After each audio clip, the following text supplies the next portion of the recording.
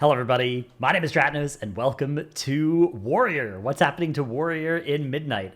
And there's actually quite a lot happening. This is the class with the biggest, I would say, change to the class tree, in addition to changes to two of the three spec trees, one of them being left a little bit less changed than the others.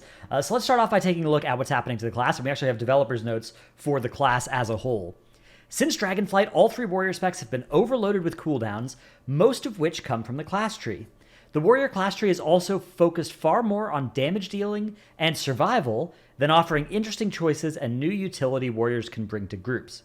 We're taking a fresh look at the warrior class tree at Midnight and looking to make the tree more interesting with more unique effects that warriors can bring to content. A very fair, I think, criticism that a lot of warriors of all three specs have had with the class tree is that it felt like, Dragon's Roar, Champion Sphere, Avatar. You basically always have to take the Avatar branch, and then it was like, based on the tuning, you'd be taking the Champion Sphere, Dragon Roar branch, and all of your points at the bottom of the tree were needed for throughput, and it felt like sort of a part of the spec tree. That felt much more like a spec tree than a class tree down there at the bottom left and the bottom right of the tree for all three warrior specs. So let's see how they are tackling this in Midnight. So up first we have Resonant Voice, which makes your shouts 20% longer lasting. So very much more of a, I guess this does make Rallying Cry. Is Rallying Cry even a shout? I guess that's not a shout, huh? So it's what, Battle Shout, Intimidating Shout? Rallying Cry used to be some kind of, they renamed this. God, what are they? Commanding Shout, right? But now I guess it's Rallying Cry, so is 12 seconds? What happens if I talent out of this? Okay, it does count. It does count as a shout for the purposes of, even though it's a cry, I guess it's a shout still as well. So you do get 2 seconds on rally here, but other than that, this is a pretty minor little effect there. We have Blood and Thunder, a new talent down here, which makes Thunderclap put your rend on targets. This is something that I believe used to be in the Prot tree and is now over in the warrior class tree. A little bit of an interesting stub in the tree as well, where you need to put the 2 points in reinforced plates to get access to this, and then it doesn't actually go down from here, so unlinked to what's below it. Deft Strikes is here. This one gives you mastery and auto attack damage, which is sort of similar to what they used to do with these other options here. All of these are now 2-point nodes, and they're all pretty similar, where they all give you a little bit of stat and a little bit of something else as well. So all pretty boring, generic-y throughput stuff, and they all cost 2 points. So you're going to need... I mean, the thing is we are getting a couple more class tree points that you're going to be able to invest here, but yeah, a lot of boring throughput that is gating your access to the stuff below it. So that, I'm not sure how I feel about that on the tree here. I feel like this doesn't qualify as more interesting, more unique effects that warriors can bring to content, is leaning more into this row here. We have Retaliation, which is here. So this is now a choice node against Sidearm. Sidearm is still making your auto attacks have a chance to throw weapons. Retaliation, on the other hand, makes it so that when you take damage from an enemy within melee range, you have a chance to strike that enemy for physical damage. So I guess the idea is probably this one will be the Prot one, is that you take this. You also need it if you want to get down to Battlefield Commander, which is a new talent here that makes it so your shout abilities have extra effects. I guess this shows you all the shouts here. Even though there's a howl and a cry here, those count as shouts. So Battle Shout gives you 3% more attack power for yourself. Another one of these things in line with the Arcane Intellect version, the new Mark of the Wild version that's coming for Druid as well. Something that they seem to like is just making your own raid buff stronger on yourself. Probably enough, throughput here that this is going to be something you are going to want to talent down to as well. Rally, giving some leech and movement speed to allies. Nice little bonus there. Nice little piece of value. Piercing Howl, bigger radius. Berserker Shout, bigger radius as well. The Berserker Shout effect, where is that thing? Berserker Shout, being a choice node against Piercing Howl. So, yeah, the Shout effect, just doing the removal of fear from group members within 12 yards, not giving the immunity, and not giving the sap and incapacitate effects. And then Intimidating Shout getting cooldown reduction off of this node. So that's a new point down there. Anger Management is now over in the class tree. And it makes every 20 rage you spend reduce the cooldown on Avatar by 1 second. This used to be in, I think, some of the class or some of the spec trees, and it had slightly different effects. It is Colossus Smash for arms, and it is Recklessness for Fury as well. It's worth noting here. We have Last Stand, which is now a passive down here.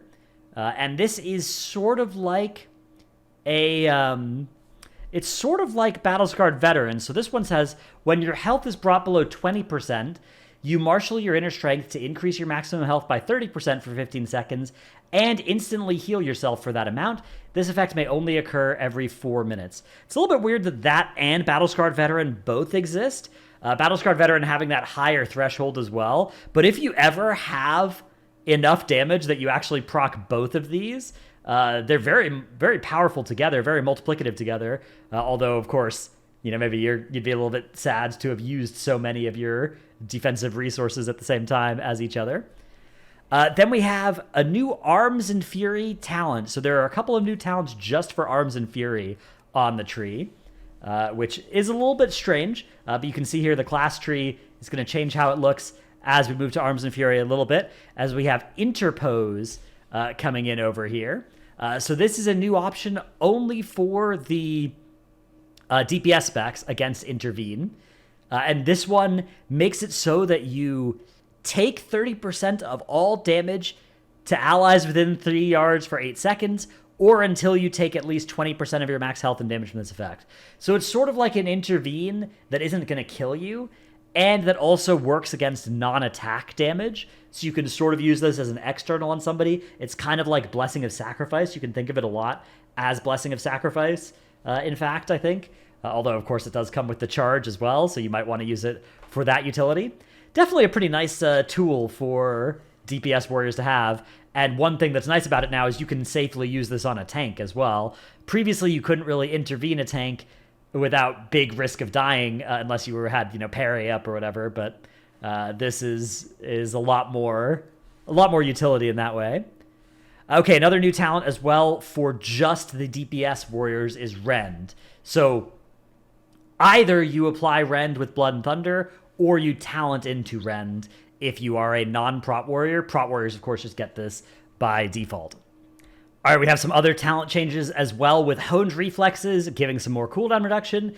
Piercing Howl now also gives your allies within 12 yards movement speed. Interesting. That's weird. So they're sort of doing that. If you talent Battlefield Commander on both Piercing Howl and Rallying Cry, you get that 30% little movement speed thing. So maybe they're trying to make the Warrior utility suite sort of part of the Shaman Druid movement speed, right? Like with Windrush and with Stampeding Roar. If you have a Warrior in the raid, you're going to be getting some of that movement speed as well, or in your Mythic Plus dungeon, maybe. Menace no longer causes Intimidating Shout to knock back enemies. Barbaric Training now gives 20% damage done and 10% crit damage for a bunch of abilities. Champion Spear now pulls affected targets toward the spear until they're within 8 yards of it, and then the first time they run away from it while chained, they'll be pulled toward the spear again. So a little bit of a new functionality where it's going to come with an initial little grip, and then it's also going to have one more grip when they try and run away, but it's not going to perma-grip things back in, which was a very powerful way that you could sort of abuse it against certain enemies in M+ before. Still going to be a very powerful effect, and in a lot of ways, this initial grip is now going to be a really nice part of it as well, where you can use it as a stop in and of itself when you first press it. Intimidating Shout now causes all targets in range to cower in fear. Menace causes all enemies other than your target to flee. Target capped removed from all versions, really good. Anytime you have a stop effect like Intimidating Shout that is capped on targets, that's a really frustrating thing to target cap, so I'm glad they're taking that away. They've nerfed the range on Shattering and Wrecking Throws, presumably for PvP balancing purposes. Thunderclap's damage is going up, Crushing Force now just a 1-point talent node, and Avatar has been moved to Fury and Prot trees. Berserker's Torment, Blade Master's Torment, Challenger's Might, Immovable Object, Piercing Challenge, Seismic Reverberation, Thunderous Roar, Thunderous Words, Titan's Torment, Unstoppable Force, Uproar, and Warlord's Torment all are gone. Up next is Fury Warrior. We have developers' notes that say, in Midnight, our goal is to refine Fury's core builder-spender gameplay and resolve some pain points. We've added some powerful execute talents to make conditions about when to use sudden death less complex for players who enjoy it. We've also added some bonuses to make Critical Strike a more appealing stat for prot warriors, and added some new AoE talent options. We're also reinforcing Bloodthirst to make it a reliably satisfying button to press and create a rhythm to Fury's rotation. Currently on War Within this season, I don't think you press that button basically ever, if you can avoid it. Lastly, we're simplifying some of the rotation conditions involving Enrage and major cooldowns like Blade Storm. So there's no Apex talent in yet for Fury, and it's worth noting a lot of stuff has been removed that a lot of Fury warriors liked. One thing that's great that's going away is Single-Minded Fury. I think they said something about they're still figuring out exactly what they're doing in that space, but it seems like you might just have cosmetic Single-Minded Fury if you want, where you can transmog to one-handers, but it seems like that side of the Fury tree has never really worked. Even for people that liked Single-Minded Fury, they haven't been happy because it hasn't really been satisfying or good. And so, yeah, it looks like they're just kind of killing it. And then hopefully giving good cosmetic options for warriors that want to look like, want to wield their two favorite one-handers. I have no problem with that at all.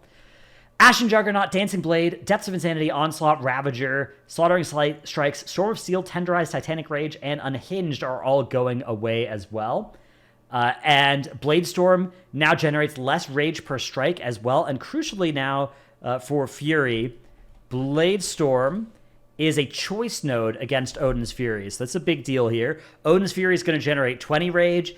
Blade Storm only 5 per strike, so Odin's Fury going up from 15 to 20. Blade Storm going down from 10 per strike to 5. Both are going to auto-enrage you, though, when you click either one of them. Okay, let's take a look at the new talents, though. We have Deep Wounds, which previously I believe was just a arms and prot thing. Execute now puts Deep Wounds on the target, and it's just a 6-second bleed, and if it's reapplied, any damage gets applied to the new Deep Wounds. We have Scent of Blood, which makes it so that Rampage increases the damage of your next Bloodthirst by 10%, stacking up to 2 times, so hopefully making it so that you don't leave a Bloodthirst unpressed forever anymore. Unslaked Thirst, using the old Cold Steel Hot Blood icon here, which I guess is also, maybe that'll change, I guess, those could be just beta things. We have Bloodthirst's critical strikes increase the damage of Raging Blow by 10% for 4 seconds. This is an interesting little effect because this is the kind of short duration, small magnitude buff that they've largely been trying to take out of the game, but like a 4-second buff to kind of remember and maybe try and hit the Raging Blow right before that expires versus otherwise you wouldn't worry about pressing it. Those sorts of little rotational optimizations that are based off of a short low magnitude buff like this, it seems a little weird to put that in. It seems like, Bloodthirst crits increasing the damage of your next Raging Blow would be more in line with sort of the Midnight design here. Rage Drinker is down here, and it makes it so the Bloodthirst crits restore twice as much health and enrage you for 2 seconds. Then we have Executioner's Wrath, which is over here.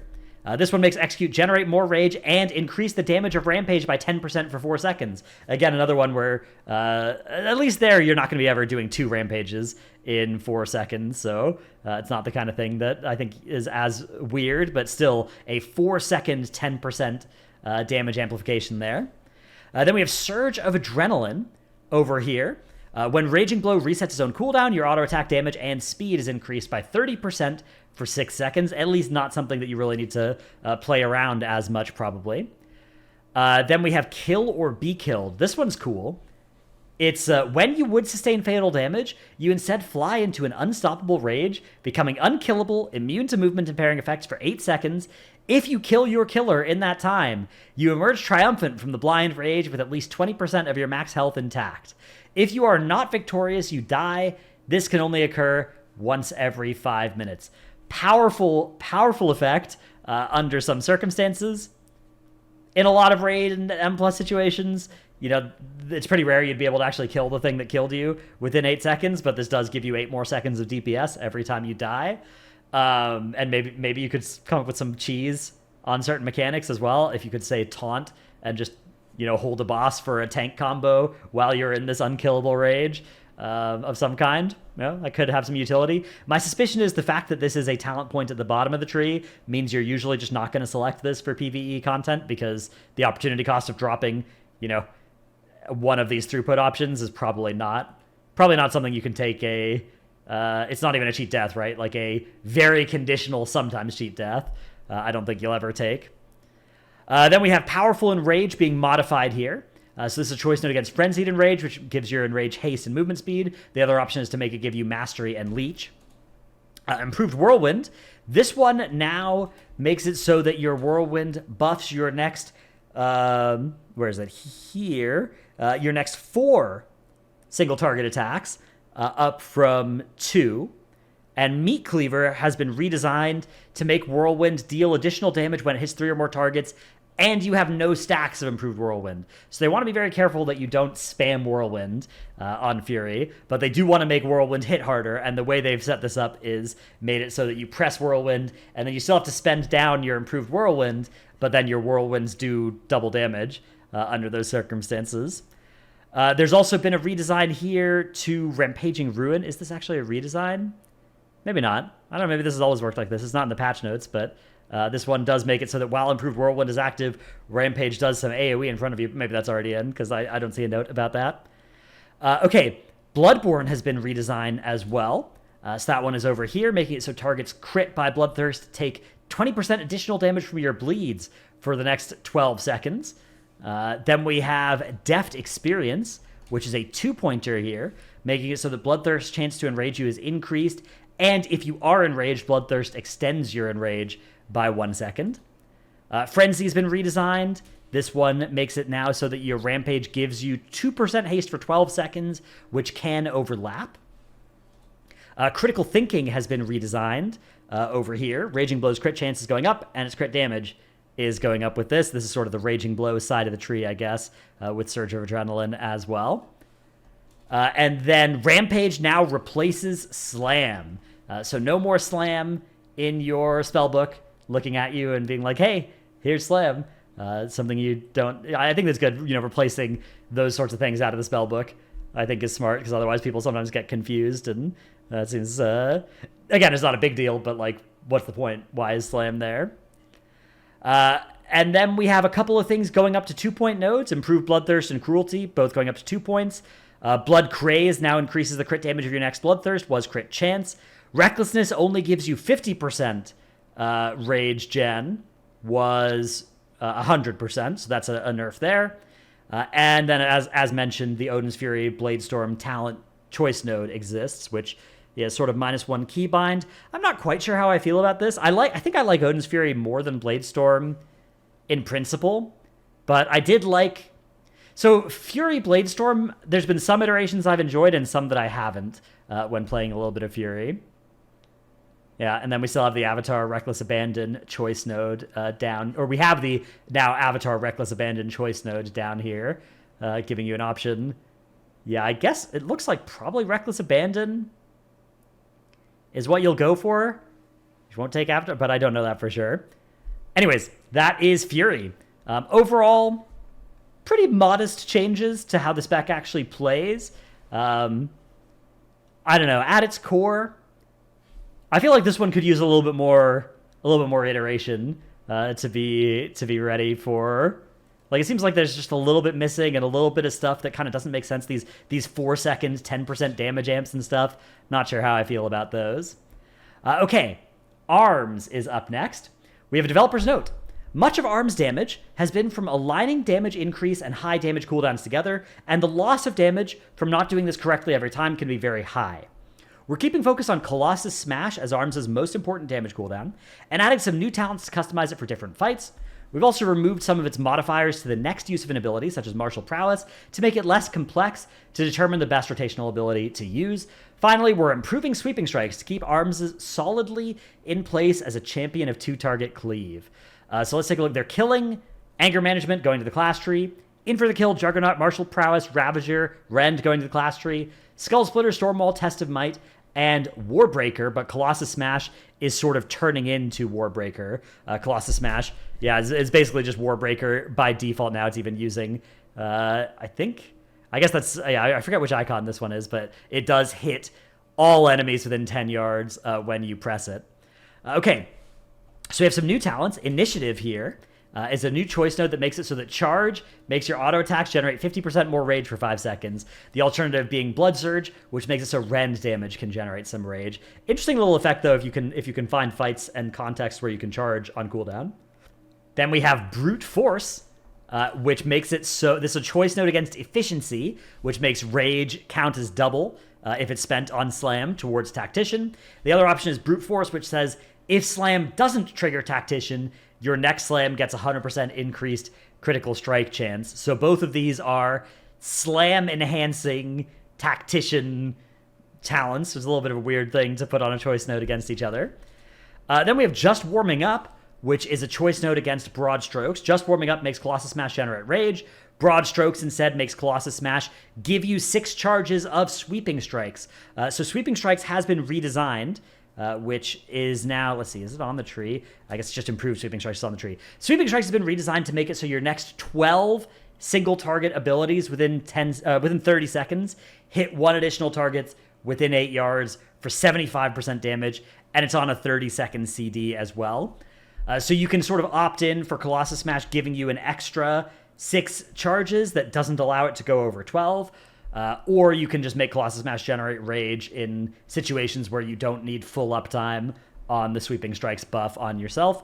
And then the improved Sweeping Strikes makes it affect 6 additional damaging abilities. So that makes it, I guess, go all the way up to 18. Although, yeah, then hopefully this text would change as well to let it not go above 18. Then we have Press the Advantage, or sorry, we have Powerful Momentum, I should take a look at first, which is over here. So that's the choice node against improved Sweeping Strikes. And this one just makes it so damage dealt to nearby targets by Sweeping Strikes is increased by 25%, so you can make it an 100% transfer instead of a 75% transfer. Of course, the choice node being against making it last longer. Then we have Press the Advantage. This one makes it so that after you Colossus Smash, your next 3 Mortal Strikes will guaranteed trigger Tactician. Then we also have Crushing Combo, which is over here. It's a choice node against the Press the Advantage. And this one makes Colossus Smash reduce the cooldown of Cleave by 33% for 6 seconds. Normally a 4.4 second CD with My Mana Haste, so a hasted cooldown reduction effect on that one. And this would, I guess, give you the ability to fit maybe an extra 1 in after each Colossus Smash. Then we have Master Tactician. This one makes it so that when Overpower has its cooldown reset by Tactician, your abilities deal 10% increased damage for 4 seconds. This one's a little bit less, I think, of a... So it's still an extra buff that's going to show up in your buff bar, which is the kind of thing that they're sort of going after, but at least it doesn't really change your thought process very much, right? Because it's just affecting all of your abilities rather than one.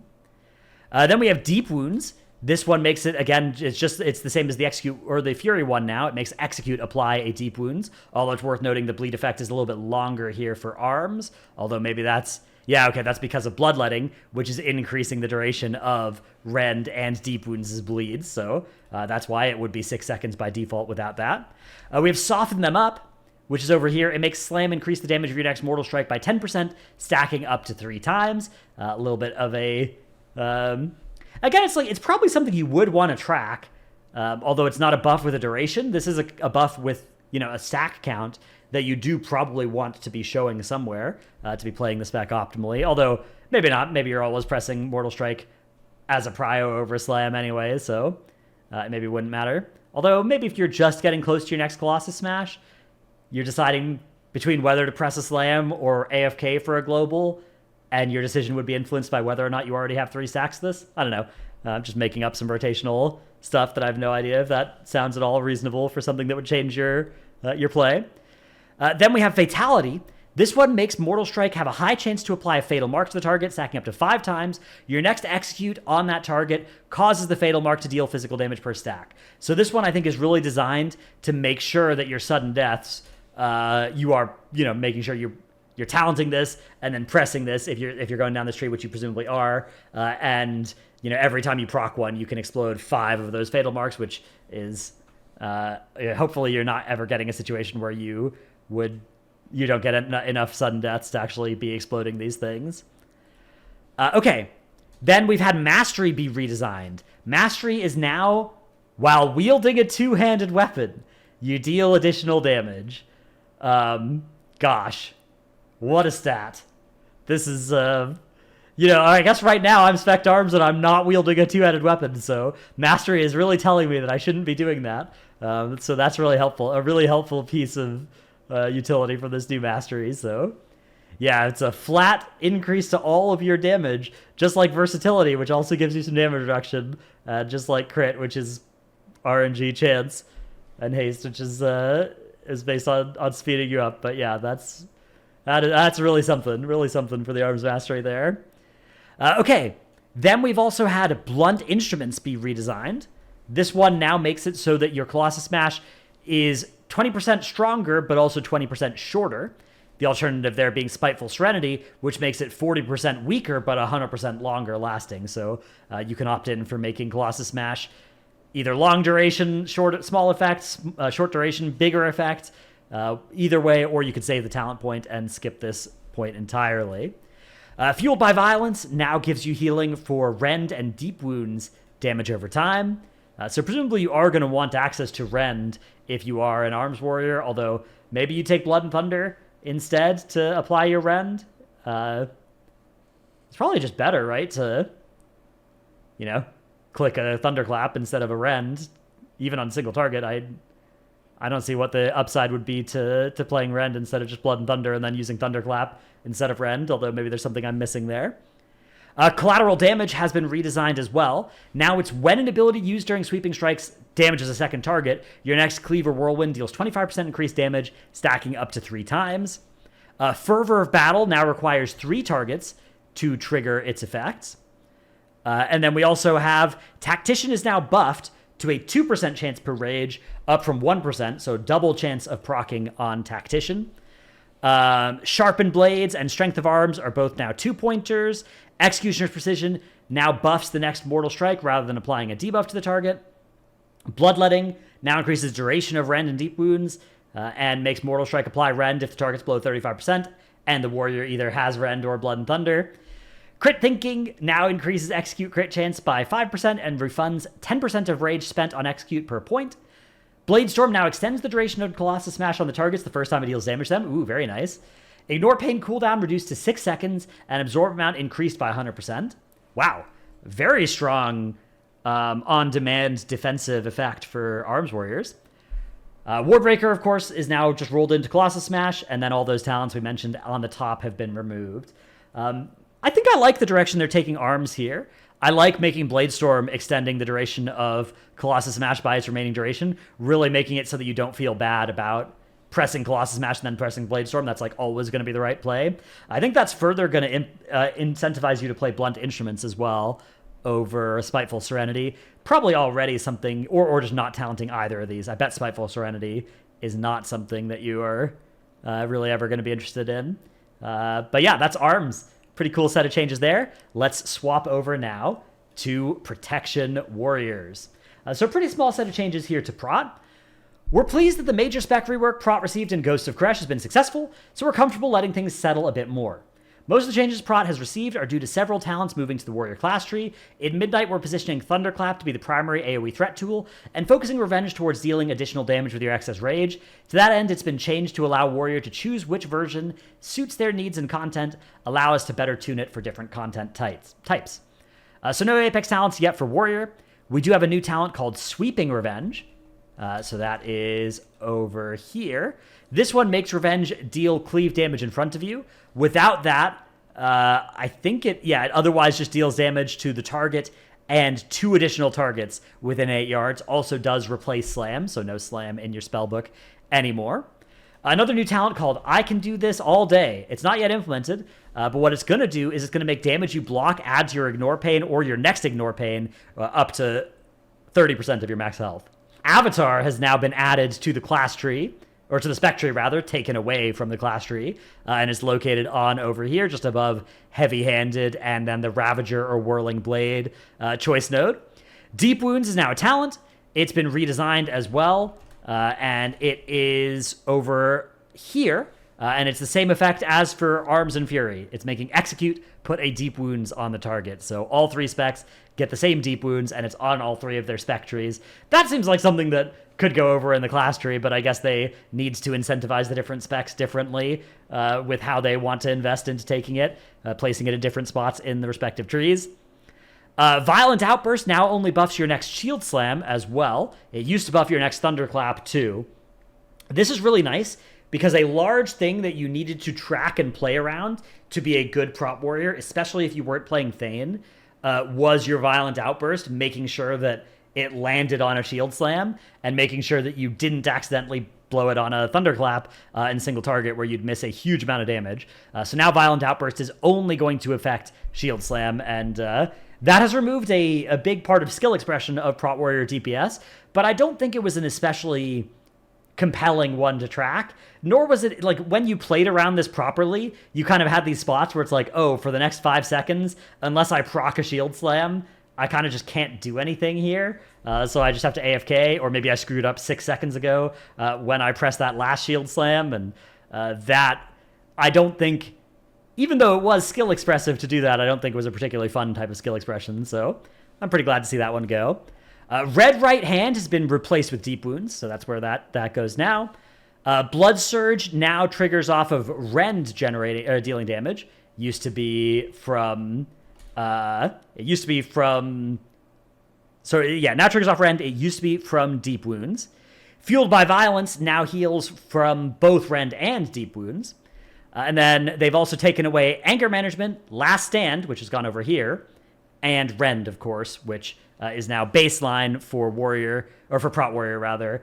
And, wait, actually, is it? I think it's not even baseline. It's like you apply it baseline by virtue of taking Blood and Thunder, but you don't actually even have Rend as a button to click. You just have Blood and Thunder, so that's how Rend is pseudo-baseline for Prot Warrior.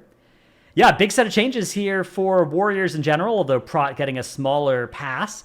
I do think, though, that Prot is in a pretty good place with how the spec feels. The shakeup with how this tree looks, I mean, this is a pretty narrow tree. A lot of there were a lot of spots that looked like this pattern, this little diamond. There was one over here and one over here, and both of those have kind of been broken up, right? Like Disrupting Shout is now sort of an orphan talent over here. Is it an orphan? I guess it has a parent, but not a child, so it's kind of the opposite of an orphan talent that's over here that you can, opt into without needing to take it to get down lower in the tree, but if you want the effect, it's here. And I do think this is probably the best way to have these sorts of utility effects, provided you have the points to actually click them without griefing yourself. I think that is a huge thing. If you're going to put something that feels as good and as useful as Disrupting Shout in a tree, I need to be able to click it without feeling like I'm giving up, damage, right? Because otherwise then it's like, it feels icky. Okay, real quick, let's take a look at the hero talent trees. So not a huge set of changes coming into those just yet. We have Demolish now making it so that warriors are immune to movement forces during the channel. Arms, Practice Strikes now affecting Slam. Prot, One Against Many no longer affecting Whirlwind, which, is good. Mountain Thane, more damage on Thunderblast. Slayer, Opportunist effect now stacks up to 2 times. Overwhelming Blades, Overwhelm debuff now stacks 5 times, was 10. Unrelenting Onslaught now applies 1 stack per stack consumed. And Slayer's Malice now affects Execute in addition to Overpower and Raging Blow, but the damage increase is reduced. Now we do have some new icons, but not yet text for these spots here, so it's a little weird. Usually the text comes before the icon or they come at the same time, but yeah, these ones have icons but no text for the right trees. But yeah, Warrior, I would say there are a couple of steps of development that Warrior's a little behind the other classes in. None of the Apex talents are out, and none of the hero talent trees have their right columns in just yet. But still, the big sweeping changes they made to the class tree, I think, are really good. They're at least fixing a class tree that I think was the most sort of painful to think about. That being said, I remain unconvinced by this row of talents here, especially all being 2-pointers. But I like the changed Champion Spear. I'm not sure how I feel about Last Stand. Again, filling a very similar identity space to Battle Scarred Veteran. So I'm also not sure how I feel about that, but I think I like most of the other stuff that they are doing to Warrior. Let me know what you think, though. Hope you've enjoyed this video. Thanks for watching. See you in the next one. Bye.